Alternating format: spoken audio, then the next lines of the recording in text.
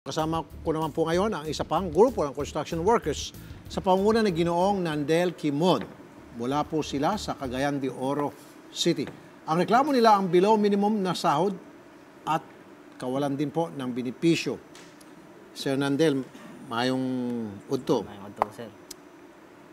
Ang minimum, sir, sa Cagayan de Oro, na-check na po namin sa Dole, is 365 kada araw, 8 hours po yan.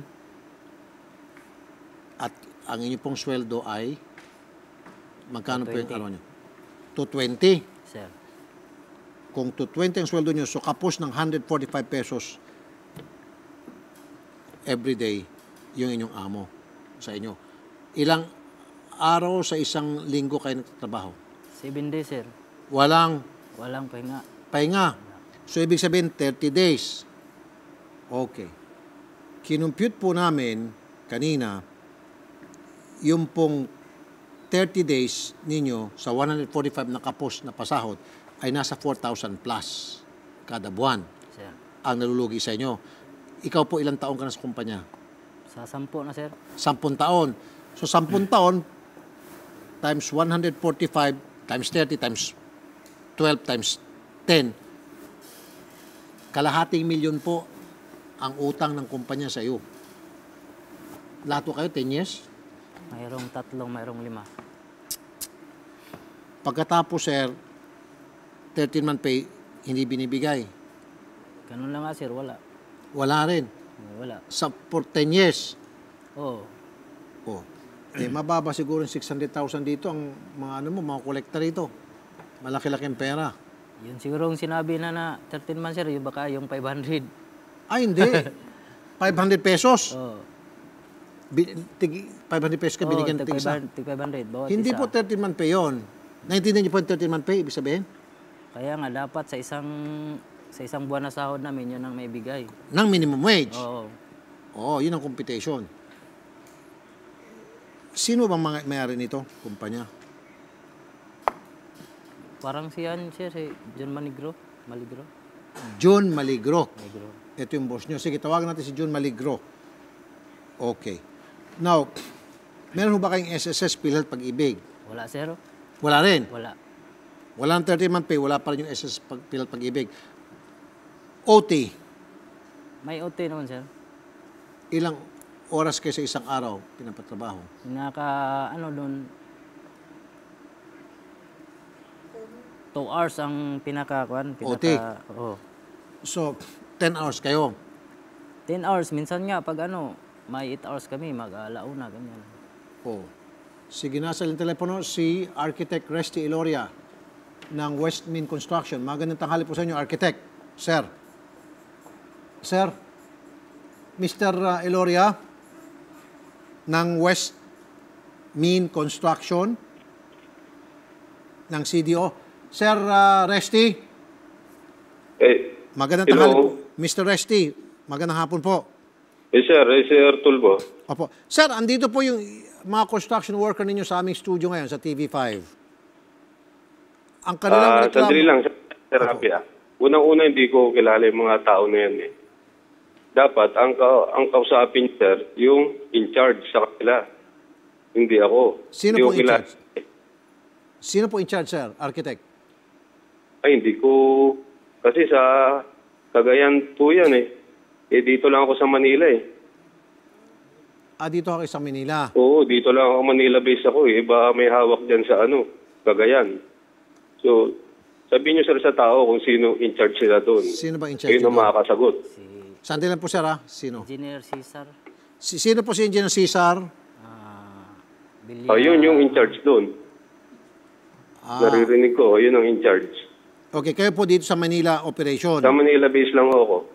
Okay. Sige nga po, wala nga kayo talagang kinalaman dito. Pero yung sinasabi niya po si Engineer Cesar, anong pang apelyido?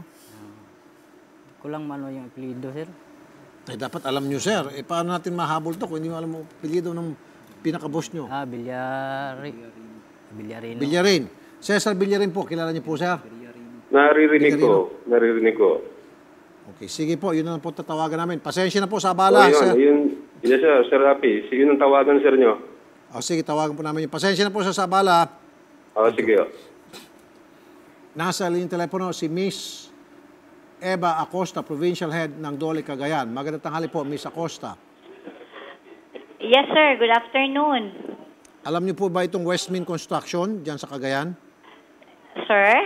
Westmin Construction sa Cagayan?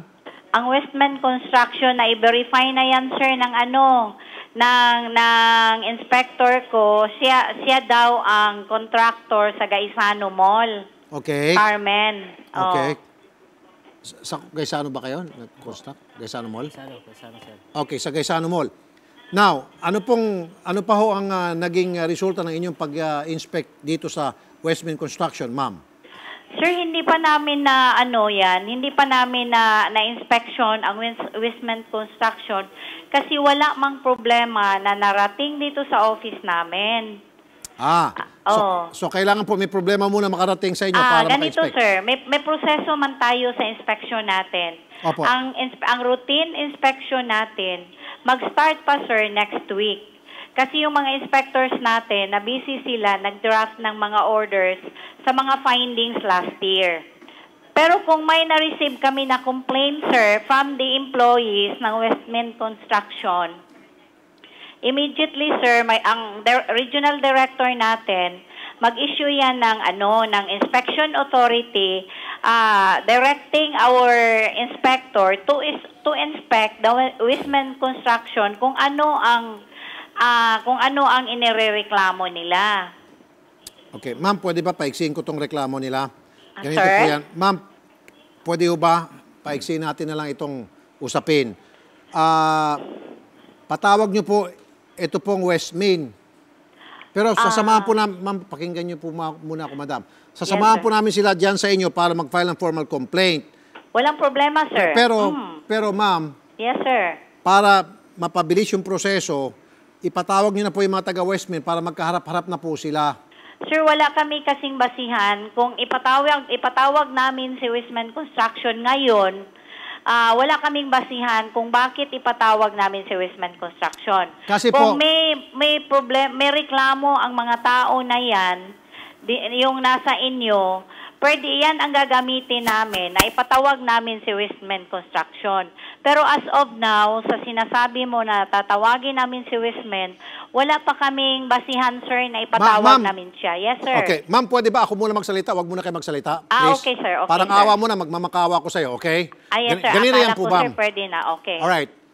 10 years na po sila inaapi ng kanilang employer. Yes, sir. Nasaan po yung mga inspector ninyo for the past 10 years, wala man na nakasagasa dito sa kanilang kumpanya sa Westmin para inspeksyonin. So, ang sinasabi nyo pala, pag walang reklamo, kahit naman kamatay na yung mga tao, mga trabahador doon, kahit na hindi maganda ang working condition, wala mag-inspect because wala nagreklamo. I thought, makinig ka muna, ma'am, I thought Yes, dapat, sir. ma'am, makinig ka muna, I thought dapat, kayo po dyan sa Dole, kahit na wala pong reklamo, on a regular basis, meron pong ginagawa kayong pag-inspeksyon para siguraduhin ninyo na maayos yung kalagayan ng mga empleyado, lalo na pag-construction.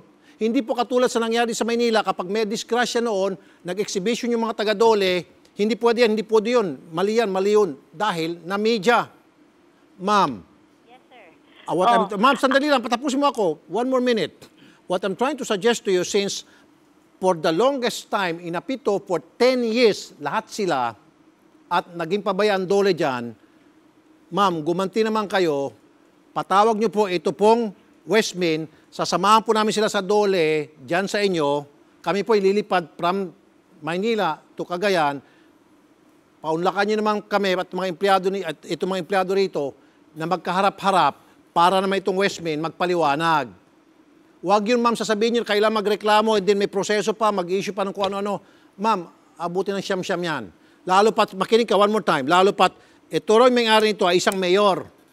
Takot ba kayo dahil mayor to? May-ari? Hindi namin alam, sir, na mayor ang may-ari niyan. Imposible. Ng Westman. Sir, hindi naman ako, sir, okay na makapagsalita Sige po. ako, sir? Sige po, okay na. May regular inspection man tayo. May mga inspectors kami na sila ang nag-i-inspection sa mga sa mga establishments. So, hindi ko, pwede naman, sir, ma-verify naman namin ang records namin kung naka-inspection ba ang mga inspectors namin dyan. Kasi kung routine inspection, sir, yun ang regular inspection ng mga inspectors natin. So, ang sinasabi ko na kung ang gusto kasi ninyo is may action si Dole ngayon. Hindi naman alam ni Dole ngayon na may mga tao na ganyan na ano ba ang problema nila. Yes, sir. Ma'am, Yes, sabi sir. mo meron kayong routine inspection. Dapat doon sa routine inspection, inuutusan o yung inyo pong mga inspektor, tinatanong yung mga empleyado, kumusta ba kayo dyan? Kumusta bang kalagayan nyo dyan? Okay bang pasahod ninyo? Or sa routine inspection, pinapakita po nung na-inspect na employer yung kanilang mga dokumento pertaining to the salaries, benefits ng kanilang mga empleyado. Ganun po yung pagkakaintindi ko sa routine inspection. Yes, sir. Pero ang mag-issue sandali lang, ma'am. So bakit, ma'am, nakalusot itong Westmin kung talagang gumagawa kayo ng routine inspection for the past 10 years na inaapi itong mga empleyado? Sir, may tayo, sir. May technical services division kami, sir. Ang mag-issue ng authority namin sa mga inspectors namin is the regional director. Ma'am, sandali lang, ma'am. Sorry, ma'am, to cut you off. Wala na tayong oras. Kasi kung hindi mo to kaya, maraming kang palusot. Tatawagan ko, sino bang sekretary ng Dole dito? Pwede niyo mo tawagan ang regional Hindi, director sir. namin, No, ma'am. Pupuntahan ko po si Secretary Bello at ikaw ay pagagalitan at patatawagan ka sa tawagan si Secretary Bello. Ano, gusto mo ba yung gano'n mangyari? Ang daming palusot, ma'am eh. Ang daming pasikot-sikot eh.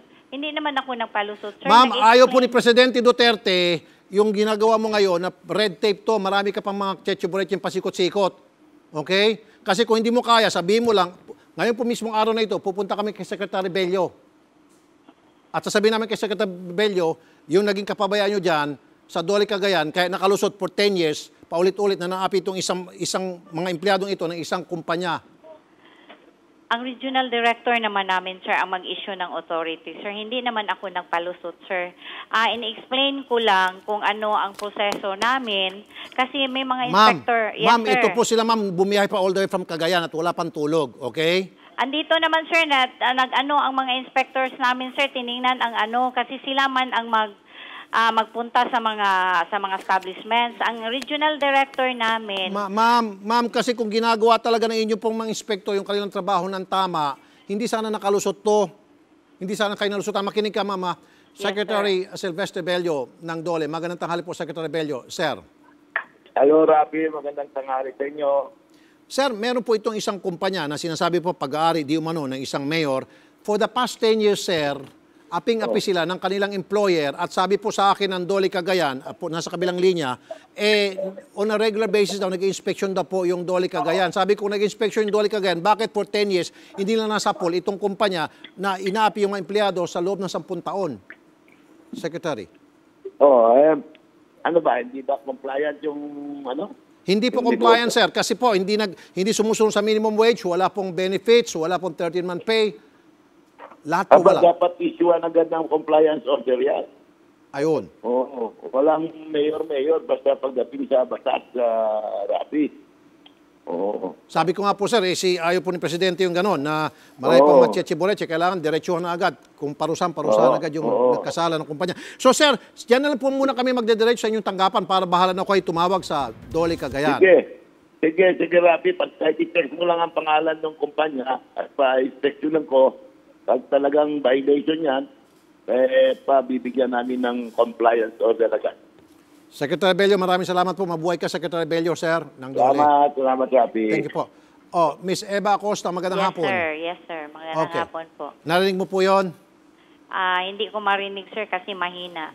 Pero alam ko na nakausap mo si Secretary Bello. Ma'am, sumasakit na po dibdib ko, sir. Sa kalalamunan ko, di bali na, ma'am. Sige, usap na tayo ulit mamaya. Sige, Yes, sir. salamat na lang. Thank you. Ang daming palusot itong Dole Cagayan eh. Di bali, sir, ito kataas-taasan po yung inyong mga kausap. Makakaharap niyo po Secretary Bello bukas, okay? For the meantime, ako bahala. May matutulugan kayo, pahinga muna kayo. Namumula yung mga mata nyo. Lahat kayo. Wala kayo talagang tulog. Okay, akong bahala sa inyo. Okay?